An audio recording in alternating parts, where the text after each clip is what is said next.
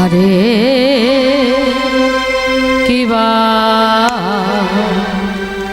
কিবা শ্রীন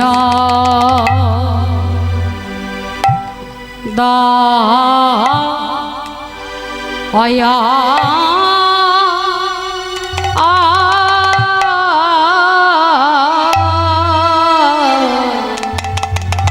শ্রীনন্দ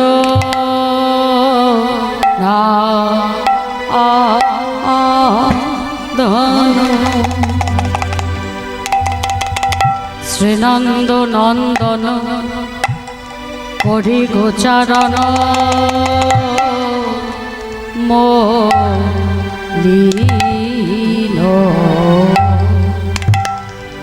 মলিনয় মুখ শশী শশীরে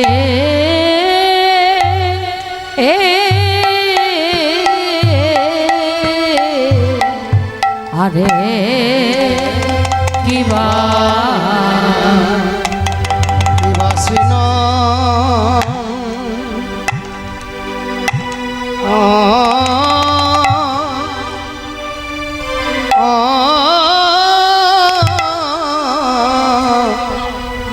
শ্রীনন্দের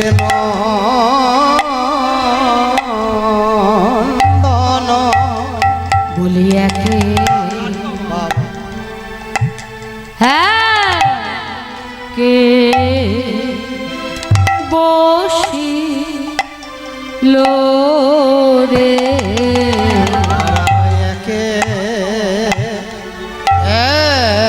একে বসিল রে ভাইকা নাইকে মাঝে দেখে একে একে বসিল রে ভাইকা কানাইকে মাঝে রেখে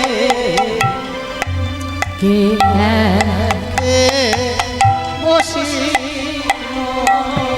বলি ভাইকা নাই কে মাঝে রেখে বংশী বট তলে এসে ভাইকা নাই কে মাঝে রেখে বংশী বটের তলে ভাইকা নাই কে মাঝে রেখে বংশী বটের তলে ভাইকা নাই কে মাঝে তাদের রেখে চাঁদ বদন মলিন হলো প্রকটর বিরতারে চাঁদ বদন মলিন হলো প্রখর বিরতাপে তাদের চাঁদ বদন মলিন হলো প্রখর দূরের তাপে চাঁদ বদন মলিন হলো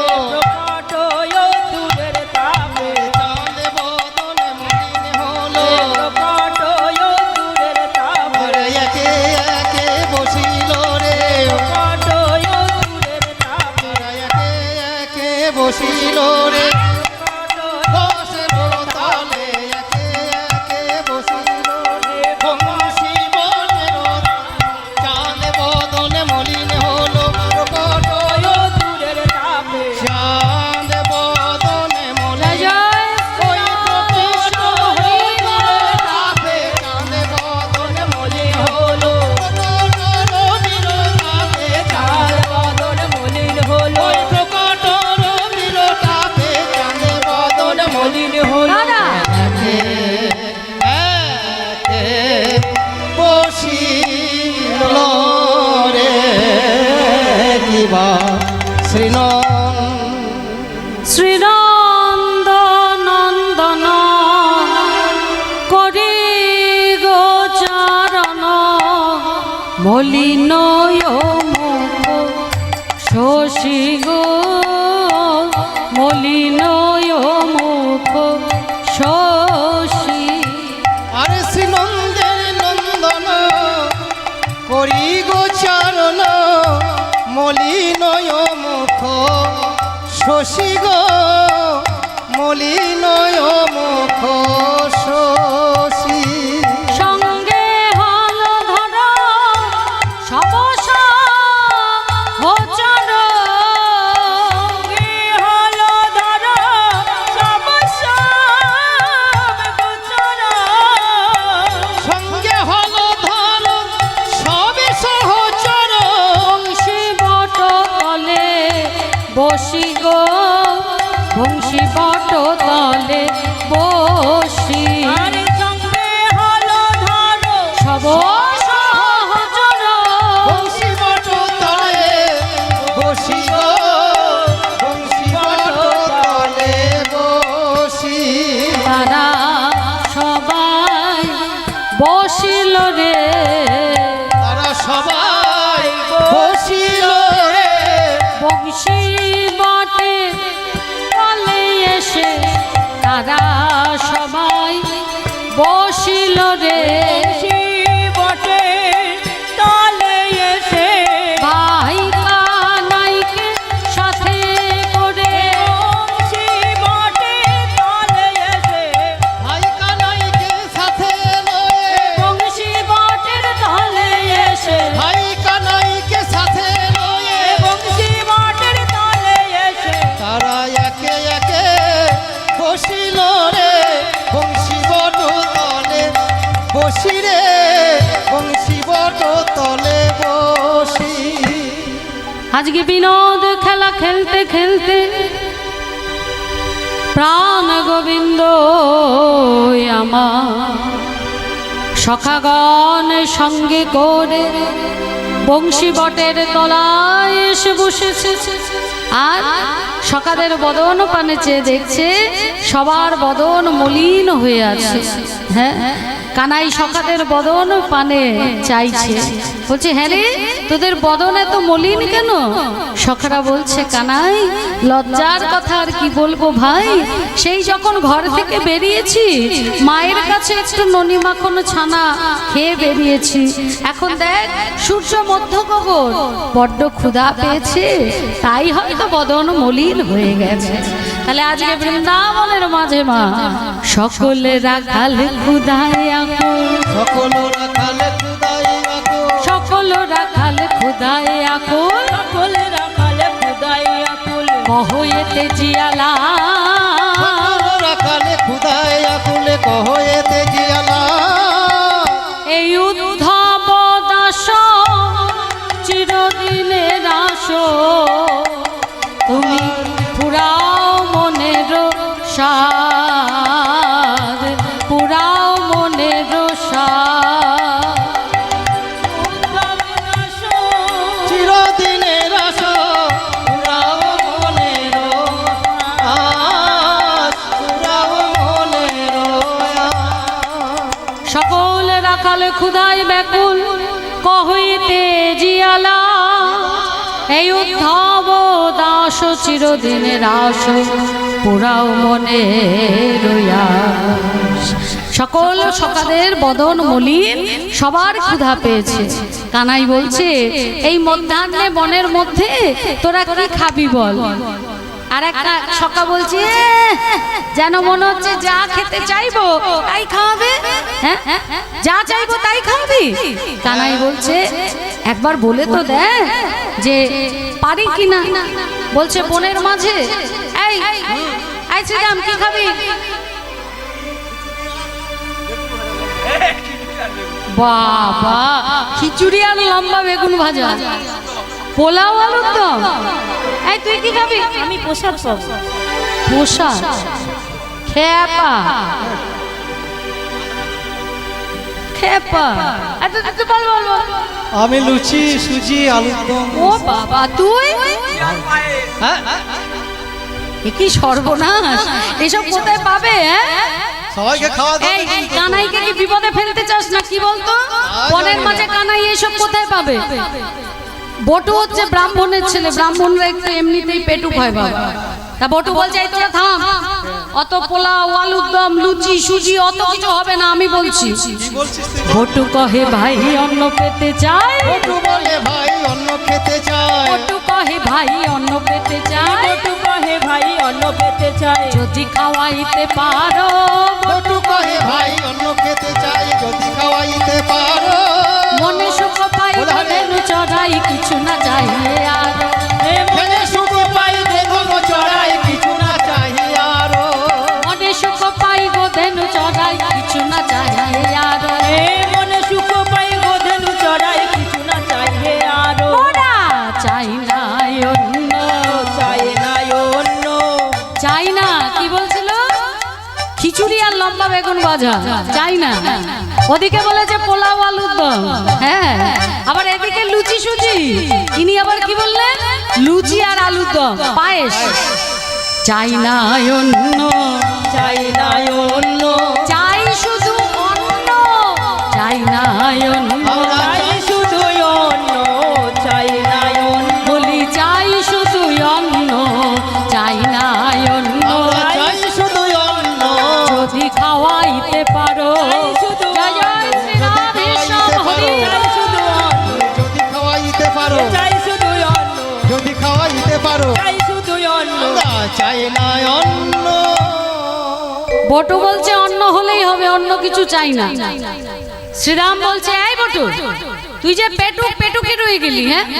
বলি এই বনের মধ্যে ভাই কানাই অন্ন কোথায় পাবে? এর এটা বিপদে ফেলা না, হ্যাঁ? কানাই সকালের দিকে তাকাচ্ছে আর মৃদু মৃদু হাসছে, মনে মনে হাসছে। তারা নিজেদের মধ্যে লড়াই করছে। সবাই এখন কানাইয়ের পক্ষ হয়ে গেছে, একা শুধু বটু অন্য। বলছে না না দরকার নেই, আমরা ওই ফল ফল খেয়েই কাটিয়ে দেবো, আর বাড়ি থেকে যা দিয়েছে তাই হবে। না রে কানাই, তোকে এত কষ্ট করতে হবে না। কানাই বলছে আচ্ছা তোরা অন্ন পাবি তো, ঠিক আছে দাঁড়াই। শ্রীরাম সুদাম, শ্রীরাম সুদামে ডাকি কহো এ কানাই। সুদামে সুদামে ডাকি কহে কানাই। শ্রীরামে সুদামে ডাকি কহো এ কানাই। সুদামে সুদামে ডাকি কহে কানাই। ওই দেখ দূরে, ওই যে যমুনার ওই পারে যে পাহাড়, কালো ধোঁয়া উঠছে, দেখছিস না? দেখছিস তো? যাকে গুণীগণ ওখানে যজ্ঞ করছে, তাই যাগিক নিকটে চাহি অন্নয়ান ভাই। জাতির নিকটে আনে অন্নয়ান ভাই। যাগিক নিকটে চাহি অন্নয়ান ভাই। জাতির নিকটে আনে অন্নয়ান ভাই। ওই দেখ, ওই যে দূরে পাহাড়ের উপরে যে কালো ধোঁয়া, হ্যাঁ, যাজ্ঞিক মুনিগণ ওখানে যজ্ঞ করছে। ওই যজ্ঞটা করলে কি হবে? তাদের আয়ু বৃদ্ধি পাবে, আয়ুষ্মান যজ্ঞ, হ্যাঁ। তো ওই যাজ্ঞিক মুনিগণের কাছে গিয়ে অন্ন চেয়ে আনতে হবে। কি বলবি শোন। কহ গিয়া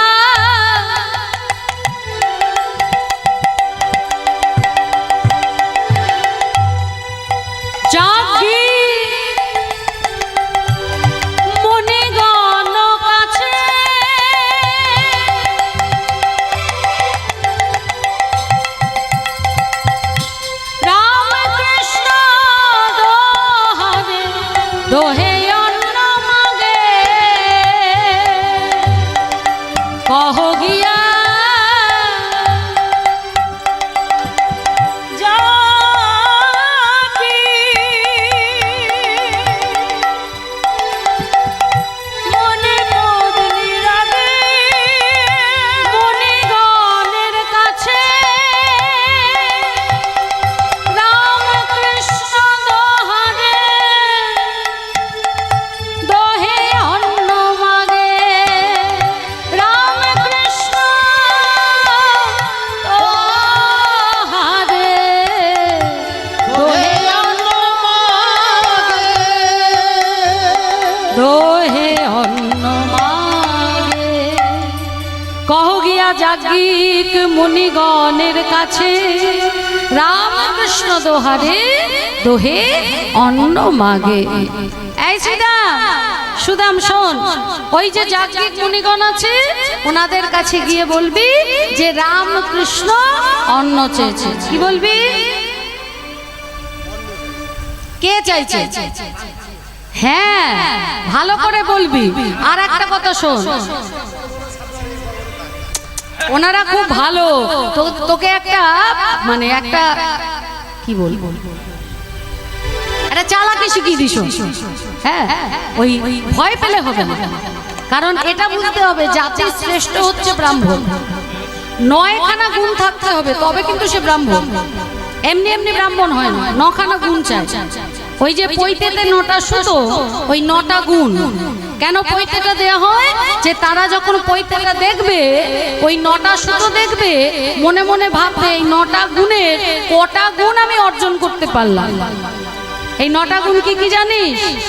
তম, দম, তপ, শৌচ, ক্ষান্তি, আর্যমেবচ, জ্ঞানম, বিজ্ঞানম, আস্তিক্যম, সর্বধর্ম সমাচয়। তপ মানে তপস্যা। তপ, তারপর কি বললাম?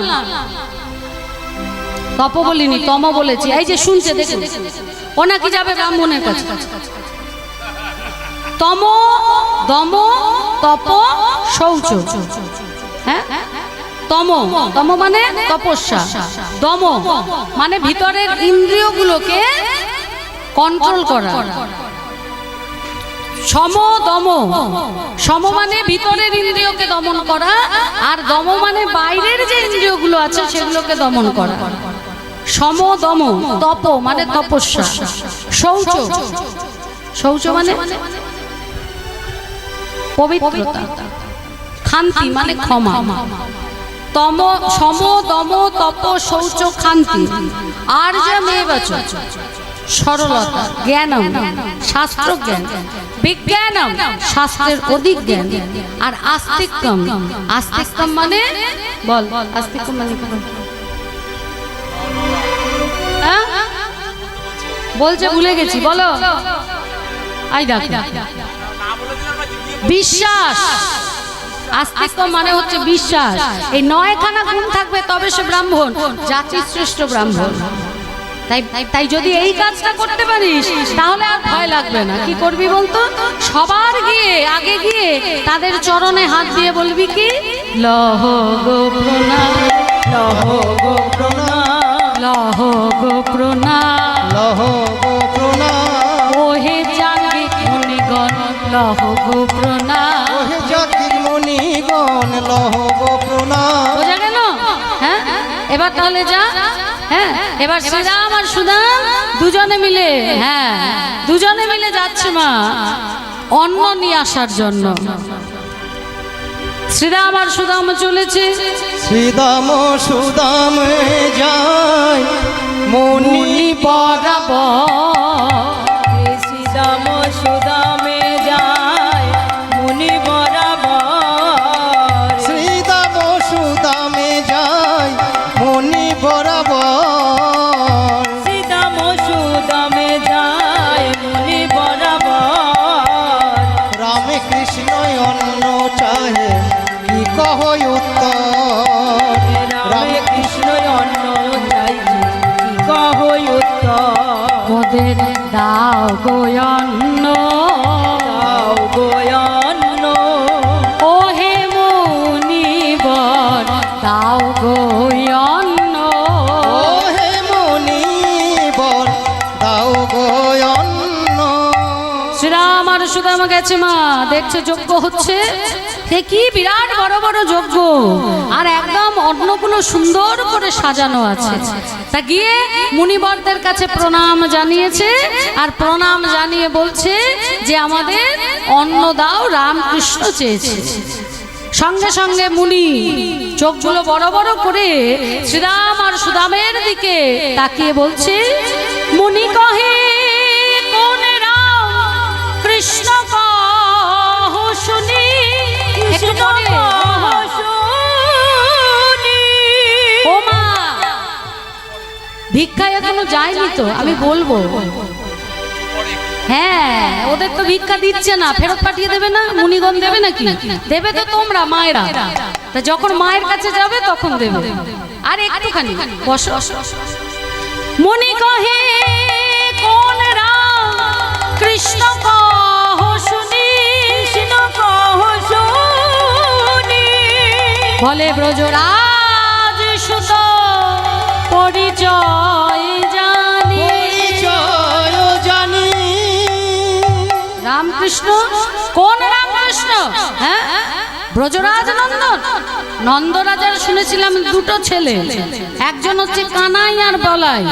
তো তুই কি ওদের কাছে ওদের হয়ে এসছিস অন্ন নিতে? ওরা কি অন্ন চাইছে? শ্রীরাম আর সুদাম দাঁড়িয়ে বলছে আগে হ্যাঁ, রামকৃষ্ণ ক্ষুধায় কাতর, তোহারে অন্ন মাগে। যখন এই কথা বলেছে মুনিগণ রেগে গিয়ে অরুণ নয়ন মুনি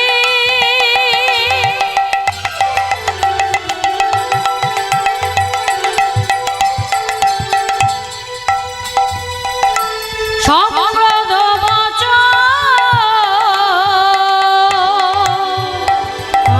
আরে অরুণ নয়নে মনি, আর শব্দ বচন অরুণ নয়ন মুনি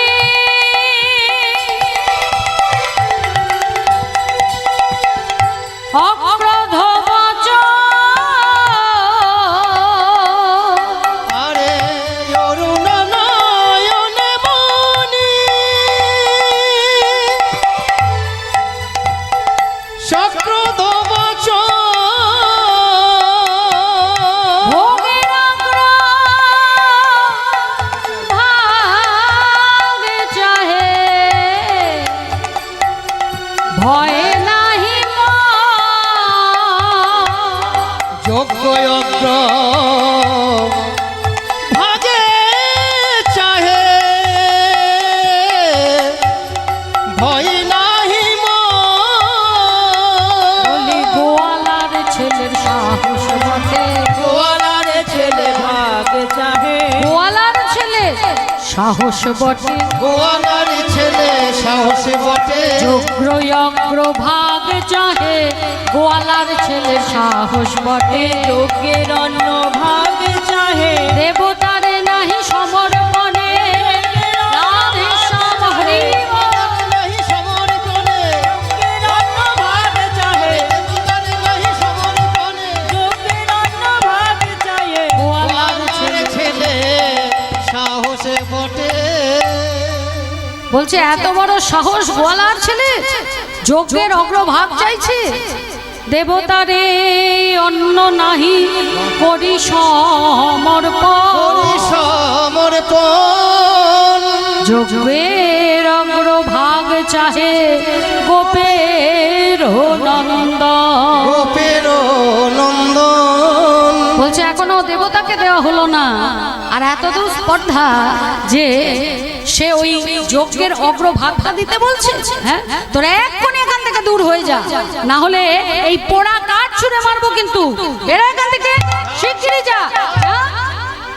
শ্রীরাম সুদামকে বলছে এই সুদাম, দিল না তো, আবার কাঠ ছুঁড়ছে, পালা, গায়ে ছুঁড়ে মারবে, পুড়ে টুড়ে যাবে, পালা পালা পালা পালা শিখছি। শ্রীরাম বলছে আহা যাবো, ওই দূরে আর একজন বসে আছে, চনা একবার তার কাছে যাই। এবার তার কাছে যখন এসছে দেখছে সেই মুনি তিনি যজ্ঞ করছে।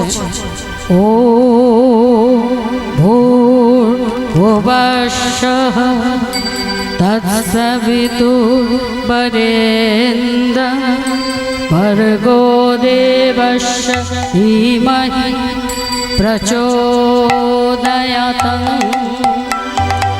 ওম ভূর্ভুবস্সঃ তৎসবিতুর্বরেণ্যং ভর্গো দেবস্য ধীমহি প্রচোদয়াৎ। ওম ভূর্ভুবস্সঃ তৎসবিতুর্বরেণ্যং ভর্গো দেবস্য ধীমহি প্রচোদয়াৎ।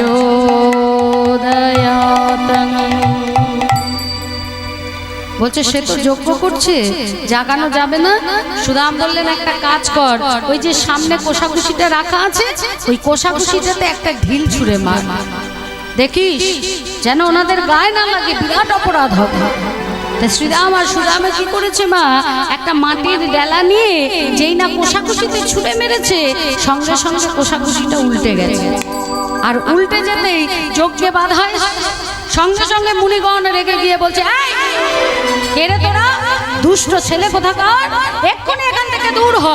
বলে পোড়া কাঠ যেই না ছুঁড়েছে, শ্রীরাম আর সুদাম সেখান থেকে দৌড়ে পালিয়ে এসেছে।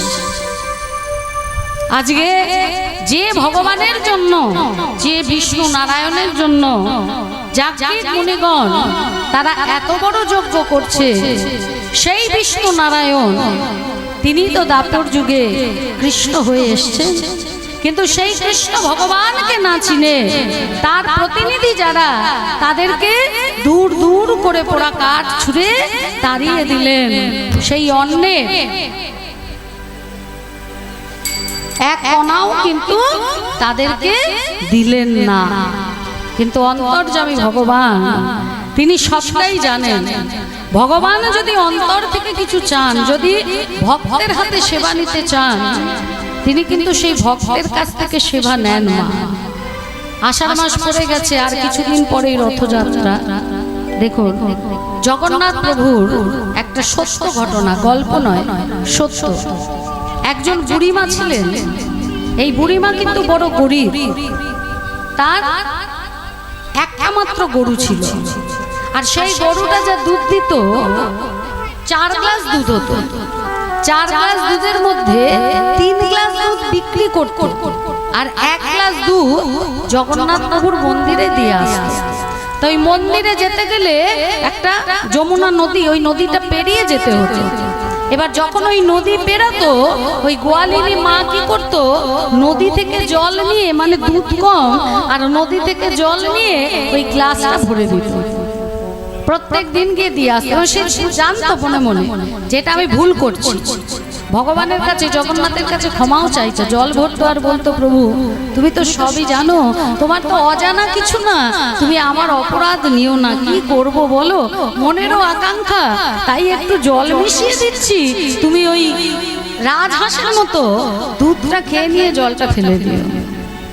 এরকম ভাবে সে প্রত্যেক দিন দিয়ে আসতো। আগে জগন্নাথ প্রভুকে দুধ দিত, তারপর কিন্তু সে সেবা পেত।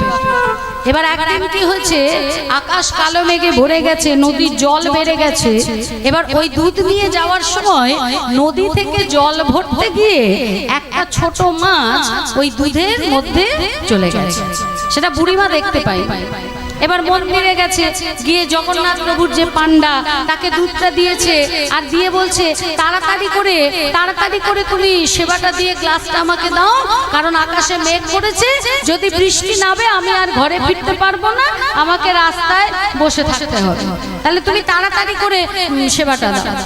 এবারে সেই পান্ডা বুড়িমার গ্লাস থেকে যখন জগন্নাথ প্রভুর গ্লাসে ঢালতে যাবে দুধটা, তখন সেই মাছটা তার চোখে পড়েছে। এবার মাছটা যখন তার চোখে পড়েছে, এইটা ভালো ব্যবস্থা হয়েছে, যা গরম একদম গ্লুকোজ খেলে আবার এনার্জি ফুল হয়ে যাবে। এনেরা এবার যখনই দেখেছে পান্ডা তো প্রচন্ড রেগে গেছে, মাছ বলে কথা, সে বুড়ি মাকে যা নয় তাই বলে ওই দুধ গ্লাস সব ফেরত দিয়েছে, আর বলেছে, আজকের পর যদি কোনোদিন তোমাকে এই মন্দিরে ত্রিসীমানায় দেখি, তাহলে মহারাজের কাছে নালিশ করে বাকি জীবনটা কারাগারে নিক্ষেপ করবে। বুড়িমা খুব কষ্ট পেয়েছে, কাঁদতে কাঁদতে আসছে আর বলছে, প্রভু তুমি তো সবই জানো, আমি তো ইচ্ছে করে তোমার গ্লাসে মাছ দিইনি, আমি যখন জলটা ভরছিলাম দুধের মধ্যে, তখন ওই ছোট্ট প্রাণী ওর মধ্যে চলে গেছে, আমি তো দেখতে পাইনি। আজকে তোমার সেবা দেয়া হলো না, আর সেবা যেহেতু দেয়া হলো না, আমিও মুখে কিছু দেবো না। যতক্ষণ না তুমি আমার কাছ থেকে দুধ খাবে, ততক্ষণ আমিও মুখে কিচ্ছুটি দেবো না।